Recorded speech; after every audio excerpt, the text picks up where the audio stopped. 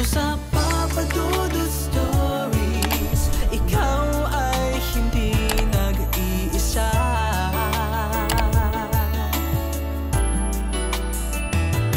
Dito sa Papa Dudut Stories, may nagmamahal sa'yo. Papa Dudut Stories, Papa Dudut Stories. Dear Papa Dudut, sa lahat po ng mga nakatutok ngayon, huwag pong kalimutan mag-like, mag-share at mag-subscribe. Maraming salamat po sa inyong lahat.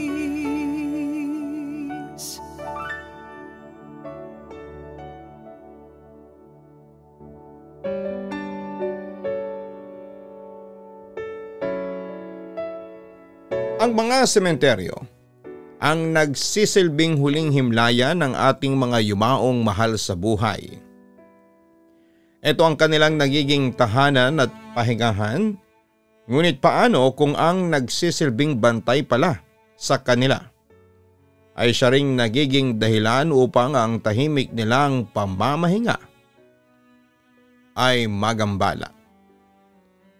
Dear Papa Dudut, binabati ko po kayo at ang inyong mga tagapakinig ng isang magandang araw. Itago niyo na lamang po ako sa pangalang Oscar. 65 years old at isang sepulturero sa probinsya. Simula bata pa lamang po ako ay eto na ang aking kinalakhang trabaho. Napagtapos ko na nga din ang 3 kong anak dahil sa trabaho kong ito. Bagaman at mahirap ang buhay, ay proud po ako sa aking ginagawang trabaho. Marangal po ito at hindi ako nang aagrabyado ng mga buhay na tao. Dahil nga ito na, ang kinalakhan kong gawin ay sanay na din po ako sa pagbubukas, paglilipat at muling pagsasarado ng mga puntod dito sa sementeryong aking pinagtatrabahuhan. Ngunit aaminin ko po, bago ako napadpad sa lugar na aking tinutuluyan ngayon, ay may pinagtrabahuhan na ako dati na isang sementeryo. Ngunit dahil sa aking baluktot na pag-iisip noon ay natanggal ako. Ang ikikwento ko pong karanasan ko ang siyang nagturo sa akin kung ano man ako ngayon. Nagsimula ang lahat nung teenager pa lamang ako. Ito ang unang beses na tinuruan ako ng aking tatay kung paano ang kalakaran sa mga sementeryo. Dahil hindi lang naman kami ang nag-iisang gumagawa ng mga trabahong ito, ay uso talaga ang paunahan at palakasan sa mga namumuno sa lugar na yon. Para kapag may mga magpapalibing ay kami agad ang tatawagan upang mag-ayos ng puntod ng mga ito. Dahil doon na nga din kami nakatira ay kami rin ang nagsisilbing bantay ng mga puntod. Kabaligtaran na mga naririnig ng iba ninyong listener na ang sementeryo ay pamugaran ng mga masasamang espiritu o di kaya naman ay elemento. Walang mga ganoon sa aming tinutuluyan. Dito na rin naman kasi kami nakatira dahil binigyan din kami ng may-ari ng pwesto na maaari naming tuluyan. Sa tagal na naming naririto ay wala namang kaming naramdaman na kahit na anong kababalaghan. Sabi pa nga sa akin ng aking tatay ay huwag daw kaming matakot sa patay. Mas matakot daw kami sa mga buhay na tao na may masasamang budihi. Totoo naman ito, Papa Dudut. Minsan kung sino pa yung mga nakakahalubilo natin sa araw-araw, ay sila pa yung may ginagawang masama sa iyo. Ito ang bagay na tumatak sa aking isipan hanggang sa magbinata ako at magkaroon ng sarili kong pamilya. At dahil maayos naman ang tinutuluyan kong bahay dito sa loob ng sementeryo, ay dito na rin kami nanirahan, Papa Dudut. Isa pa ay ang pagiging sepulturero lang din naman ang alam kong hanap buhay. Nakakahiya mang sabihin pero hindi kasi ako nakapagtapos ng pag-aaral. Dahil hindi na kinaya ng tatay at nanay ang pagpapaaral sa aming magkakapatid. Ako na lamang ang naiwan sa lugar na ito. Dahil ang iba kong mga kapatid ay umalis na rin sa lugar. Nang magkaroon sila ng sarili nilang pamilya. Ako po ang nagpatuloy ng gawain ni tatay. At habang lumalaki ang aking mga anak ay doon ko napagtanto na napakahirap talaga ng buhay. Kahit pa nga sabihin mong may hanap buhay ka, bukod sa pataas ng pataas ang presyo ng mga bilihin, dumagdag pa sa gastos ng pamilya ang pag-aaral ng mga anak. Ayaw ko namang matulad sa akin ang aking mga supling, kaya naman ginapang ko talaga na mapagtapos sila. Kaya naman dumating ako sa punto ng aking buhay na nakagawa ako ng mga bagay na kailanman ay hindi ko naisip na makakaya kong gawin ng mga panahong yon. Isang araw, Papa Dudut, habang namumroblema ako sa aming pangkain sa araw-araw dahil medyo matumal ang aming hanap buhay, may isa akong kasamahan sa sementeryo ang lumapit sa akin. Nung una ay nakikipagkwentuhan lamang siya tungkol sa buhay-buhay hanggang sa madako ito sa isang alok na hindi ko akalain na magagawa ko. Napansin daw kasi niya na parang may problema ako sa kaperahan. Kaya naman naisipan niyang lapitan ako upang ibahagi sa akin ang isa sa mga matatagal na daw na kalakaran sa sementeryo. Ang paghuhukay muli ng bangkay na bagong libing lamang. Nanlalaki ang aking mata sa aking mga narinig na sinabi niya. Dahil sa tagal ko doon ay ngayon ko lamang narinig ang ganang sistema sa loob ng aming binabantayang sementeryo. Natatawa naman ito sa aking reaksyon. Sa edad ko daw ba kasi na 40 anyos ng mga panahong yon ay hindi ko pa daw alam ang ganong mga gawain. Hinuhukay daw nila ang mga bangkay at kinukuha ang mga ibinababao na gamit dito ng kanilang mga kamag-anak. Marami kasi sa mga inililibing doon ay yung mga may kaya na individual. Kaya kadalasan ay mga mamahaling gamit ang pinapabaon sa kanila sa kanilang huling hantungan. Kapag nakukuha daw yon ng mga kasamahan ko doon ay ibinibenta nila ito at pinaghahatian kung magkano ang kanilang makukuhang halaga mula rito. Sa totoo lang po, parang hindi kaya ng budhi ko ang sinasabi nila, ngunit ng mga oras na yon ay nananaig sa akin ang aking pangangailangan ng pera. Kaya naman kahit mabigat noon sa aking loob ang kanilang ginagawa ay nakisali ako sa kanila. Doon nagsimula ang lahat ng mga hindi may paliwanag na pangyayari sa buhay namin ng buong pamilya ko. Noong unang beses na ginawa ko ito ay sobrang kabado pa ako dahil baka mahuli kami. Bukod pa sa kaba ay nakaramdam din ako ng hiya sa aking sarili dahil parang pambabastos sa patay ang aming ginagawa. Natatakot ako na baka parusahan kami sa aming ginagawa. Kaya naman matapos naming nakawan ang yumaong individual na naging una kong biktima ay nagdasal ako at humingi ng paumanhin dito. Sa aking isipan ay todo ang hingi ko ng sorry sa kanya at pinaliwanag ko pa nga kung bakit ko ginawa ang bagay na yon. Na akala mo naman ay maintindihan pa niya ako. Hindi ako pinatulog ng aking konsensya ng gabing yon. Inaasahan ko na baka bigla na lamang magpakita sa akin noon ang nilooban naming bangkay. Ngunit bigla ko ding naalala ang mga sinabi noon sa akin ni tatay na huwag akong matakot sa kanila. Dahil hindi naman nila kami kayang saktan. Isa pa sa tagal ko nang naroroon ay wala naman akong nararamdaman na kahit na anong kababalaghan dito. Kinabukasan ay medyo kabado pa ako dahil baka may nakahalata sa aming mga ginawa.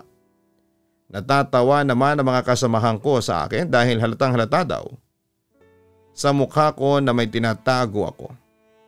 Relax lang daw ako dahil sa tagal na nilang ginagawa ang ganitong modus ay wala pa naman daw nakakahuli sa kanila.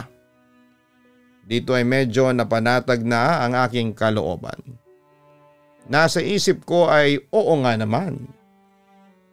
Sila nga na matagal nang ginagawa ito ay nandito pa din at mukhang wala ngang nakakapansin sa kanilang mga lihim na gawain.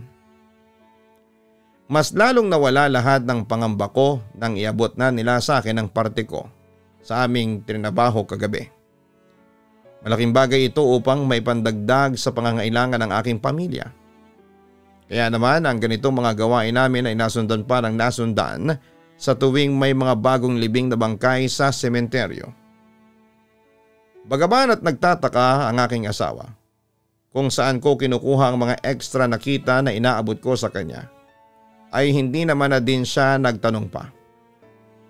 Kilala din naman niya kasi ako na hindi gumagawa ng anumang masasamang gawain, kaya naman tiwala siya na sa maayos na paraan ko nakukuha ang aking kita.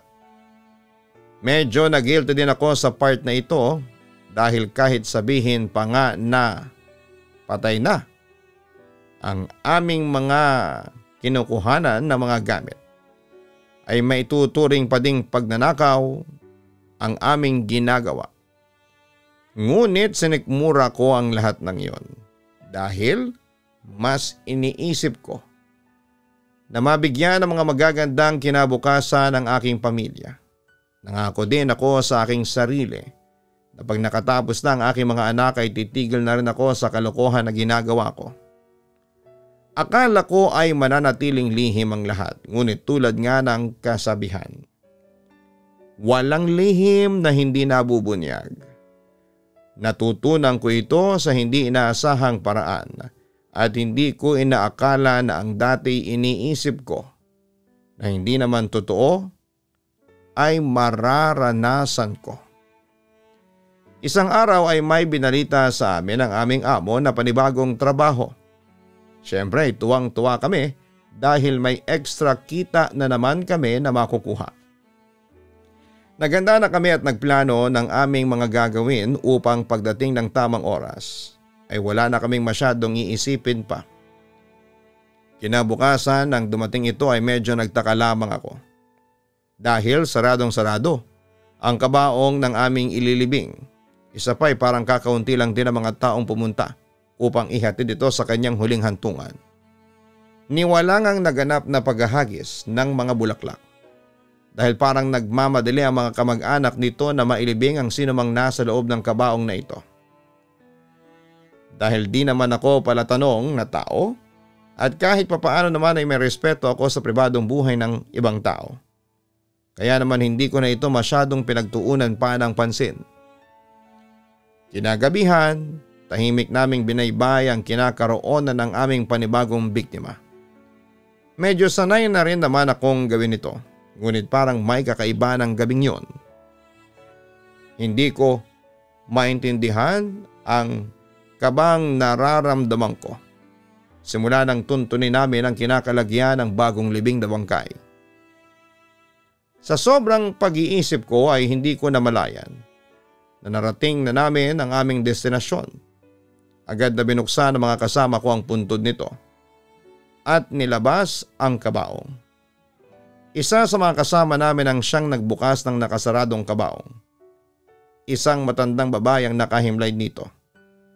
Taliwas sa madalas nating makita na mga nakaputing bangkay, nakaitim po ito at tila nakasimangot pa ang mukha niya. Natatandaan ko ang sabi-sabi ng matatanda na kapag ganun daw ang itsura ng namatay ay sinasabing hindi pa ito handang lumisan sa mundong ibabaw. Pagkabukas ng ibang kasamahan ko doon Sa nagsisilbing harang ng kabaong ay umalingasaw ang masangsang na amoy na parabang nabubulok na kung ano. Agad kaming napatakip sa aming mga ilong dahil dito. Napansin din namin na parang tila lumakas ang hangin doon samantalang kanina ay tila walang kahangin-hangin. Mas lalo tuloy akong kinabahan dahil parang bad omen ba ang ganitong mga pangyayari. Nang makabawi na kaming lahat sa amoy na sumisingaw dito, ay agad na naming hinalungkat ang laman ng kabaong na yon. Mayroon itong laman na tila isang gintong kalis. Box na naglalaman ng mga karayom na may iba't ibang laki. Meron pa ngang mga insekto sa loob at mga manika na parabang gawa sa mga straw. May ilang alahas din na nakapaloob dito pero tila kakaunti lamang ang mapapakinabangan namin. Sa mga nakita ko sa loob ng kabaong ng aming biktima ay tila may hindi ako magandang pakiramdam dito. Lalo pa nga at hindi naman namin nakita kung saan ang galing yung masangsang na amoy na bumungad sa amin kanina mula dito. Nakapagtataka naman kasi na magkaroon ng ganong amoy samantalang maayos pang lagay ng katawan ng matandang babae. Wala ding anumang maaaring maging dahilan upang magkaroon ng ganong kabulok na amoy. Kung ako ang tatanungin ang mga oras na yon ay ayaw ko nang ituloy ang aming ginagawa. Dahil baka may kung anong sakit pa kaming makuha dito. Habang ine-inspeksyon ng aking mga kasama ang iba pang laman nito, ay naupo na muna ako sa isang puntod. Nagpa siya akong maghintay na lamang sa kanila doon hanggang sa matapos sila. Tahimik lamang akong nanonood sa aking mga kasamahan nang may maramdaman akong tila gumapang na kung ano sa aking paa. Agad ko naman itong tinignan dahil baka mamaya ay may ahas na pala doon na naliligaw. Pagyuko ko ay nakita ko ang kumpol ng alupihan na paikot-ikot lamang sa aking paa. Sa sobrang bigla ko ay agad akong napatayo at pinagwag ang mga ito. May kasama pa ngang kaunting tili na lumabas sa aking mga labi dahil na rin sa gulat. Lumapit naman sa akin ang mga kasama ko at nagtatakang nagtanong kung ano daw ba ang nangyayari sa akin. At nagkakandirit pa ako doon. Sinabi ko naman na may kumpul kasi ng alupihan ang gumapang sa paa ko kanina. Kaya naman napatayo ako bigla. Nagtaka naman silang tumingin sa akin. Sabay sabing, anong alupihan ang sinasabi mo? Wala naman kaming nakita na kahit anong alupihan dito. Napatingin ako sa kinakaupuan ko kanina tulad nga ng sabi nila ay wala namang mga alupihan doon. Kahit naman kasi sabihin natin na mabibilis tumakbo ang mga alupihan ay imposibleng walang matira kahit isa o dalawa sa mga ito doon. Natatuwang bumalik sa kanilang ginagawa ang aking mga kasamahan. Ako naman ay napapaisip sa kung ano ang nangyaring iyon sa akin. Napatingin ako bigla sa kabaong na nasa harapan ko. At hindi ko maiwasang isipin na hindi kaya dahil dito kaya tila nagkakaroon ako ng ganong ilusyon. Ayoko mang mag-isip ng masama ay wala naman akong maisip na ibang dahilan. Simula nang buksan namin ang kabaong na yon ang matandang babae ay nagsimula na akong makaramdam ng mga kakaibang bagay na dati ay hindi ko naman nararanasan. Ngunit habang nagtatagal ay inalis ko din naman ito sa aking isipan dahil imposibleng ang ganong mga bagay. Ipinagpalagay ko na lamang ang pangyayaring yon na dala lamang ng aking pagod. Matapos ang ginawa ng aming mga kasama ay agad ko rin namang binalik ang mga hindi namin kailangan na kagamitan. Habang nagbabalik ako ng mga bote ay nakita ko doon ang isa na naglalaman ng mga alupihan. May kung ano sa aking isipan na nagsasabi ng mga alupihan na yon ang nakita kong gumagapang sa aking kanina. Hindi ko na ito binanggit pa sa aking mga kasamahan dahil baka pagtawanan lamang nila ako. Binilisan ko na lamang ang aking kilos dahil kinikilabutan na talaga ako. Agad naman kaming umalis sa lugar na yon matapos maisarang muli ang puntod. Bago tuluyang makalayo ay lumingon pa ako ng makahuling beses. Marahil dala na nga din talaga ng pagod at antok ay tila may nakita akong kung ano-ano.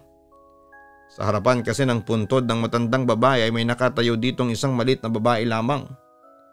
Nakaitim na belo at damit. Nakita ko pa itong nag-angat ng tingin at tila pinagmamasdan kaming lahat ng mga kasama ko habang papalayo sa lugar na yon. Pagka-uwi ng bahay ay agad akong naglinis. Papadudot.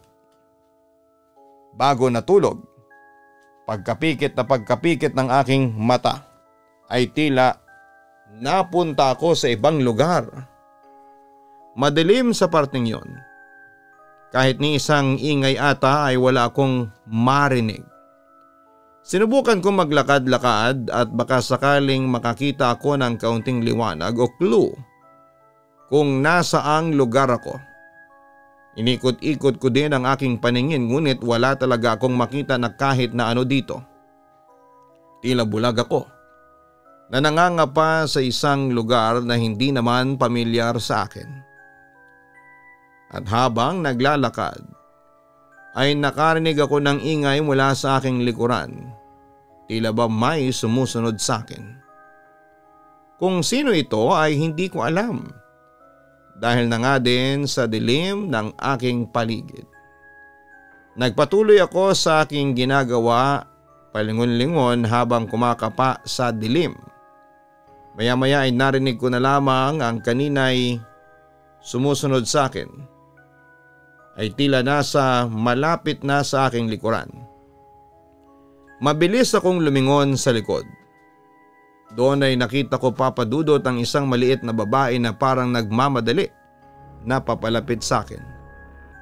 Nakayuko ito kahit pa nga nakasuot ng itim na tila nangingibabaw siya sa lugar na yon dahil sa parang liwanag na nakapaligid sa kanya.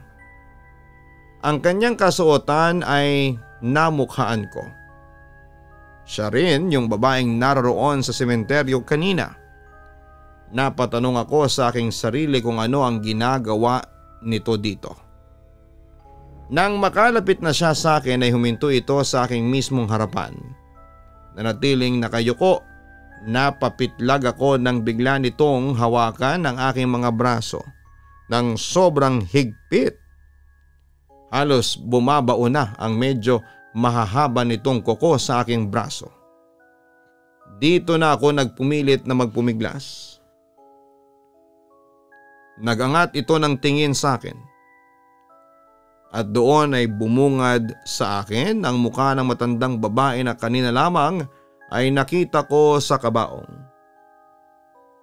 Nakangiti ito na parang nababaliw at titig na titig sa aking mga mata. Dito ko na naramdaman ang tila may tumatapik sa akin at ang lugar na kanina ay kinakalagyan ko ay tila unti-unting naglaho na. Bago ito tuluyang mawala ay tandang-tanda ko pa ang banta sa akin ng matandang babae.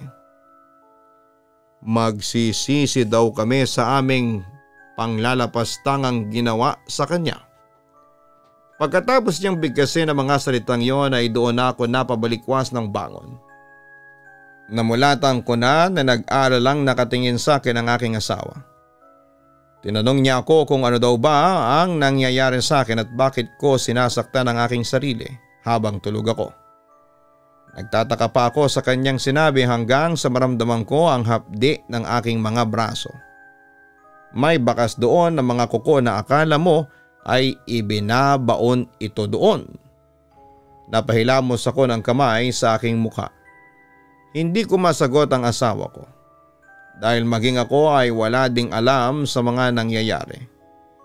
Sinabihan ko na lamang siya na bumalik na sa pagtulog at bukas na lamang kami mag-usap.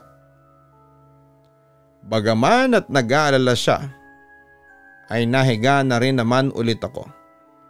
Ako naman ay hindi na makabalik pa sa pagkakatulog dahil sa takot na baka mapanaginipan ko na naman ang matandang babae na yon. Inuusig marahil ako ng aking konsensya sa aking ginawa dito kaya gano'n na lamang ang aking panaginip. Pero sa tagal ko nang ginagawa ang bagay na yon ay bakit ngayon lamang ito nangyari sa akin? Tila may kakaiba talaga sa matandang babae na yon na hindi ko maipaliwanag kung ano. Kinabukasan nang makita ko ang iba kong kasamahan ay tila matatamlay din ang mga ito. Nilapitan ko sila at tinanong kung bakit ganoon ang kanilang mga mukha. Noong una ay ayaw pa nilang magsalita. Ngunit ilang saglit pa ay binigyan na rin nila ng kasagutan ng aking katanungan. May kakaiba daw silang panaginip tungkol sa matandang babae. Ipinakita din nila ang mga marka sa kanilang mga braso na kagaya ng sa akin. Dali-dali ko ding ipinakita sa kanila ang sugat mula sa aking panaginip. Lahat kami ay parang nahintakutan dito. Isa lang ang ibig sabihin nito, lahat kami ay dinalaw ng matandang babae na yon sa aming mga panaginip at may nais itong ipahiwatig. Kinausap agad namin ng araw na ito ang siyang naghahawak ng mga kagamitang nakuha namin sa matandang babae at binili na huwag muna itong ibebenta.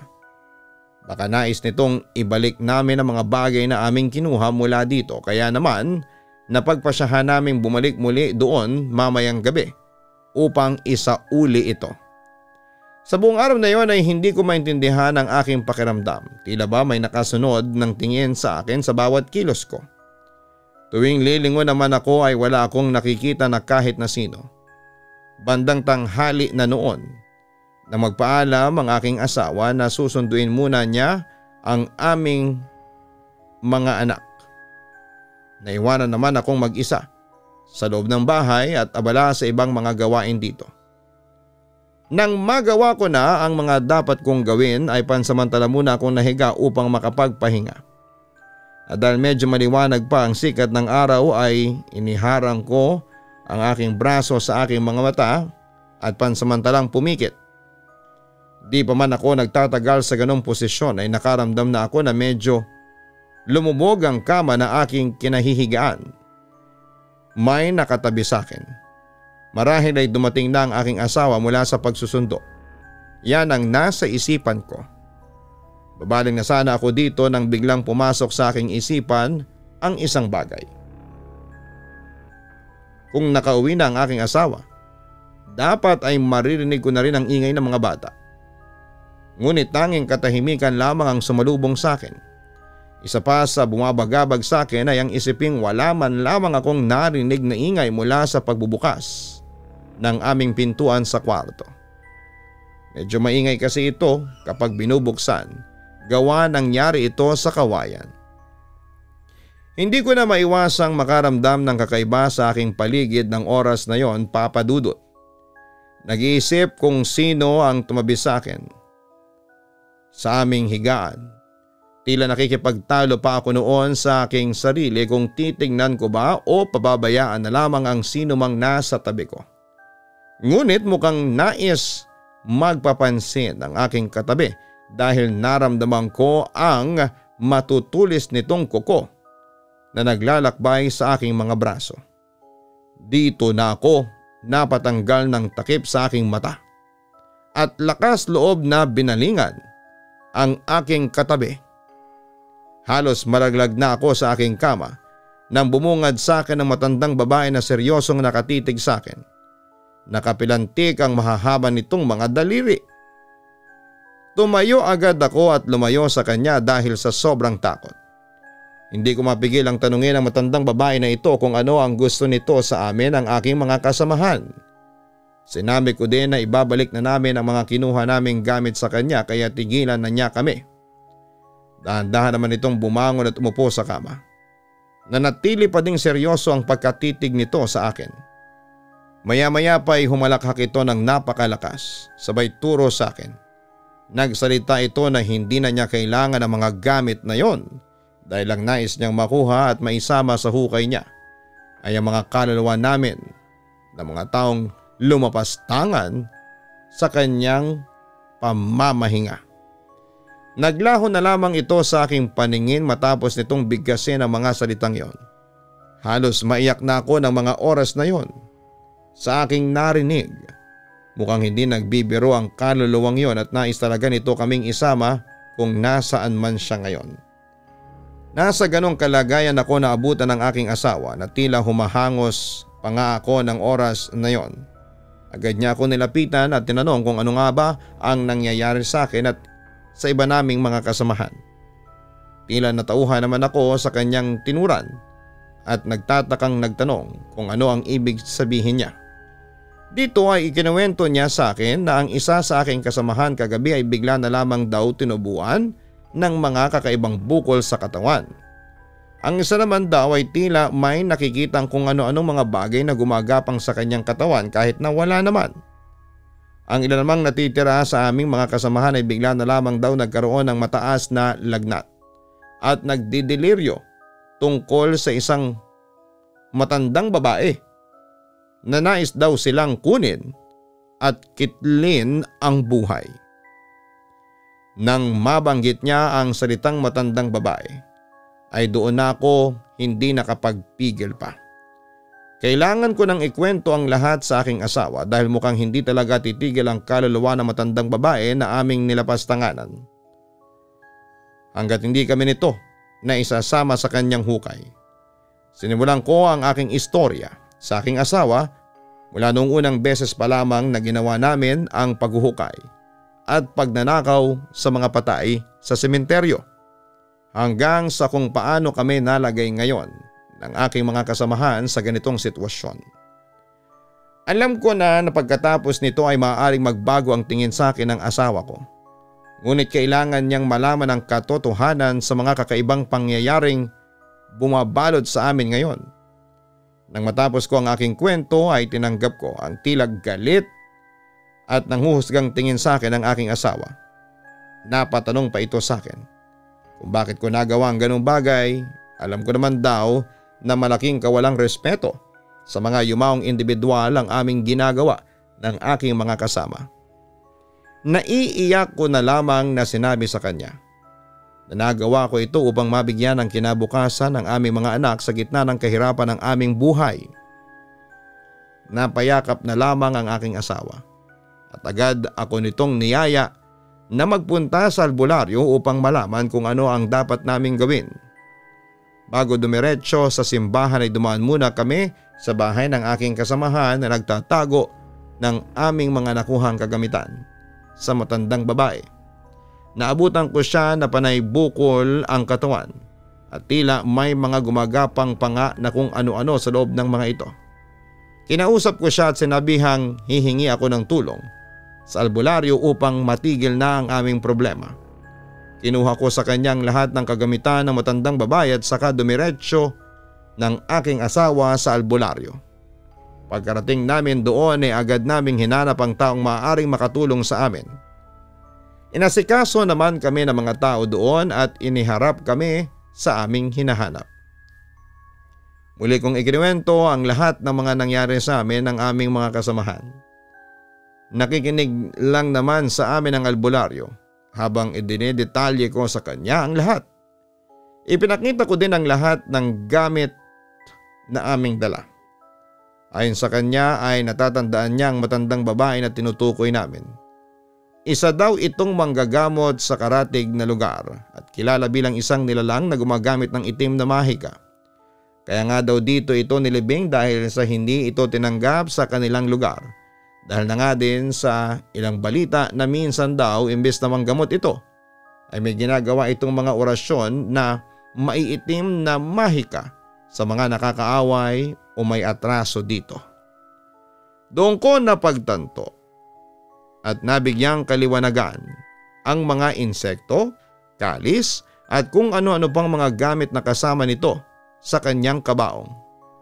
Ito pala ay ang mga ginamit niya sa kanyang mga orasyon at pananakit sa ibang mga tao. Agad namang ipinaipon sa akin ng albularyo ang lahat ng gamit na aming nakuha at pumunta kami sa sementeryo. May mga dinala din siyang tila mga insenso at kung ano-ano pang mga kagamitan na sabi niya ay gagamitin daw niya sa ritual na aming gagawin. Bago kami dumiretso ay inutusan niya ang aking asawa na manghingi ng kahit na anong gamit ng mga sangkot na individual sa naganap na paghuhukay ng bangkay. Pagkarating namin doon agad kong ginawa ang dapat gawin. Binuksan ko ang puntod ng matandang babae at nilabas ang kabaong nito. Kahit medyo mabigat at mahirap gawin ay kinaya ko itong mag-isa dahil sa kagustuhan ko rin na matapos na ang lahat ng kababalaghang nararanasan namin. Nilagay naming muli ang lahat ng kagamitan sa loob ng kanyang kabaong. Doon ay nagsimulang magdasal ang albularyo habang hawak-hawak at winawagayway ang insenso na kanyang dala. May mga ilang tila manika din siyang nilabas, sakto sa bilang namin ng mga kasamahan ko. Pagdating ng aking asawa ay pinalagay ng albularyo ang mga gamit sa katawan ng mga manikang dala-dala niya. Nagbigay din ako ng kapiraso ng aking damit at tinali ito sa manika. Nang matapos ang kanyang ginawang pagdarasal ay nilagay niya ang mga ito sa loob ng kabaong kasama ng mga kagamitan ng aming nakuha. Inutusan niya akong isarado agad ang kabaong na siya namang aking ginawa. Matapos may sarado ay nilagay niya ang insensong sinindihan niya sa ibabaw nito. Pinabalik din niya sa akin agad ito at pinasarado agad-agad ang puntod. Matapos ang ritual na kanyang ginawa ay sinabi nito na pagka-uwi namin ay magkatay ako ng kahit na anong hayop at iwanan ito sa labas ng aming bahay. Ito daw kasi ang magsisilbing kaluluwa na maisasama ng matandang babae sa kanyang kinakaroonan bilang kapalit ng aming mga buhay. Nagmamadali naman kami ng aking asawa na makauwi upang magawa ang sinabi ng albularyo. Sinabihan din namin ang aking mga kasamahan na gawin din ang pinapagawang yon ng albularyo upang matigil na at mawala na ang mga sakit na kanilang nararamdaman. Sumang-ayon naman ang mga ito sa amin. Pagka-uwi namin ng aking asawa ay agad kaming nagkatay ng manok at iniwanan lamang ito sa labas ng aming bahay. Kinagabihan ay hindi kami agad nakatulog ng aking asawa dahil sa pag-aalala.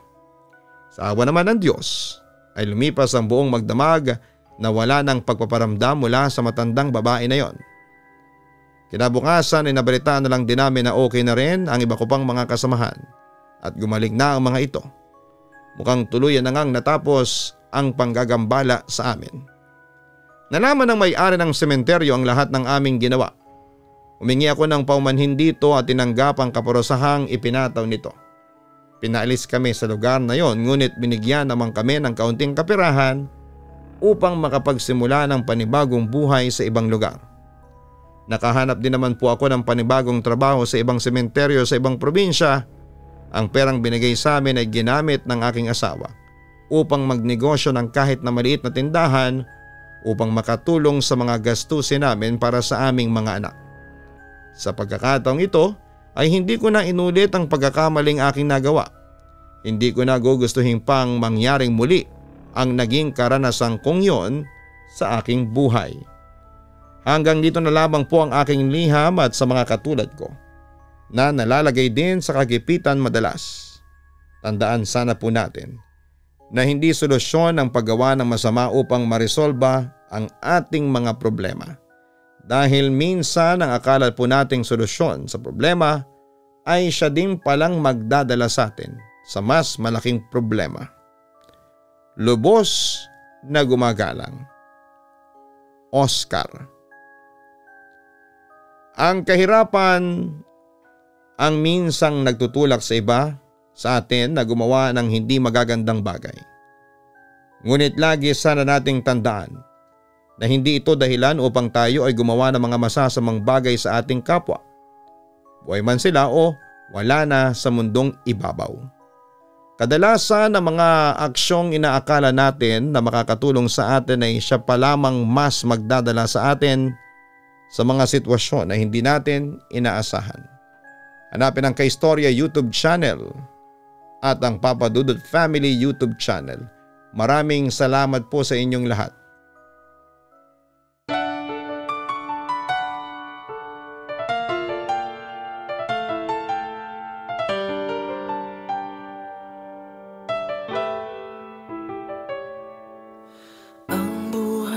ay mahiwaga,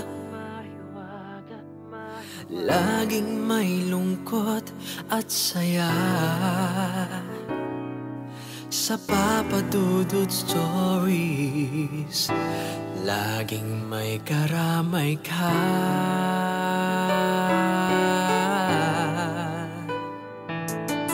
Mga problemang kay bigat, dito ay pakikinggan ka. Sa Papa Dudut Stories, kami ay iyong kasama. Dito sa Papa Dudut Stories, ikaw ay hindi nag-iisa.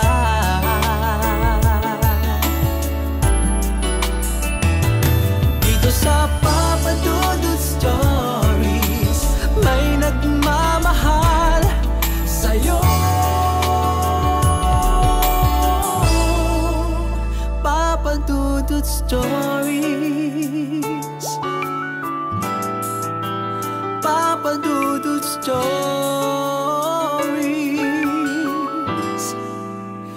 Papa Dudut Stories.